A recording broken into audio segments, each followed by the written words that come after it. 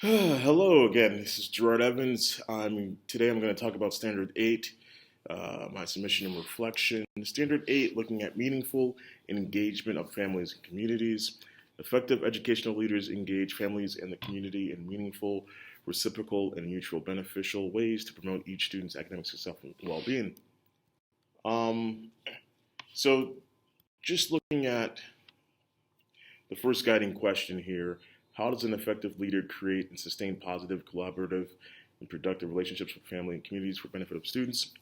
I feel as though what we do here at Shanghai United International School at Wanyuan campus is uh, we allow for parents to come on campus and see exactly what we're doing.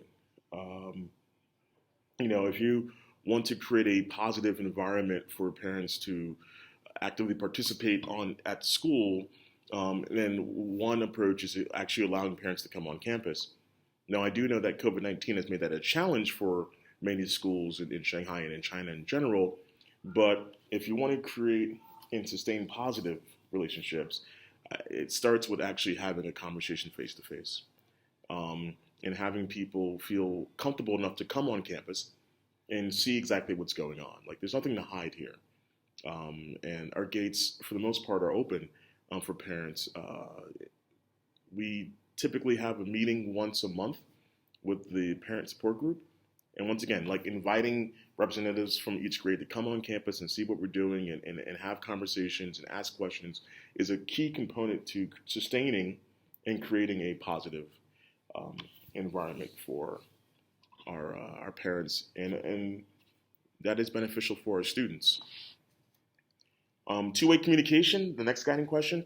How does an effective leader engage in regular and open two-way conversation? As I mentioned, we have parents' night here in which the parents can come to us and see exactly what's going on.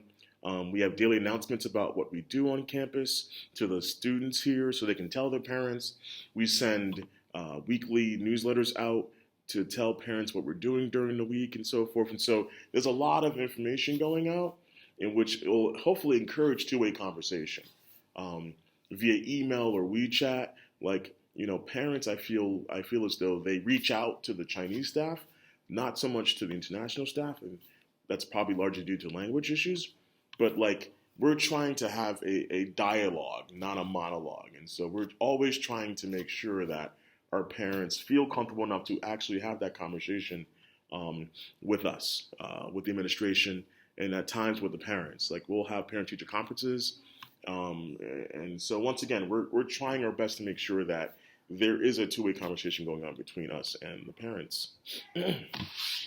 How does an effective leader develop and provide the school as a resource for families and community?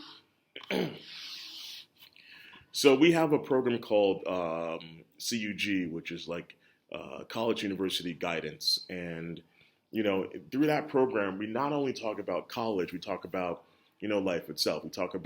We may have sexual education class. We may have a class on how to deal with social situations in the United States, and so like, I feel as though as an American here in China, like every teacher, most teachers here are already a resource. And parents need to be made aware of the fact that we are resources in which people can come to and ask for anything and advice about anything that's going on in America or overseas or so forth. Um, like, I know with COVID, it's been kind of harder to do what we want to do, but we are now encouraging again people to come to sports events, to come to evening events like maybe a musical or so forth, and so we're encouraging more people to come and see what we're doing here. Um, to be a member, to be a part of the community. Like, that's our focus. Cool. Sorry about that. We had the middle school kids who kind of come in and out during the day. So once again, to talk about how does an effective leader develop and provide the school as a resource for families in the community. Like I said, we were trying our best to make sure that parents are invited and participate in evening events that happens either sports related or performing or fine arts related. Um, the last question here, does the candidate understand, value, and employ the community's cultural, social, intellectual, and political resources to promote student learning and school improvement? Um, COVID has definitely impacted this. However, we are having a planned meeting next week, actually two meetings, with outdoor education programs to help with bringing back our outdoor ed program. In March, we spend 4 days off campus doing some kind of outdoor activity. So we hope that the policy doesn't change, in which another lockdown or something happens here in Shanghai. So we're trying to have events off campus that are appropriate for our students. That is not so much academic related. It's more about just building like relationships, like building like real world skills. Not everything has to happen in a classroom. So yeah, like just looking at Standard 8 overall, I feel as though like Shanghai United International School does a wonderful job about like having family engagement, like having the community become involved in what we do on campus because we're located right here in kind of like the middle of Minhang. Like there's apartment buildings. Like we're not in a commercial area. There's communities around here, and I know that students and families and teachers' families live in this neighborhood, and so the more we can incorporate families into the mix here, I just think that it makes us a better school. It's even great when parents actually speak English. Like our last parent support group meeting, like there was a couple of families, a couple of mothers who spoke English, and it was great to have that conversation about like what my goals are, what I want the school to become, and I want what I want to see happen over the next couple of years, and so that language barrier, which can be challenging at times, well, if the parents are able and have the ability to speak English, it's just you can create these wonderful relationships with the families here on campus.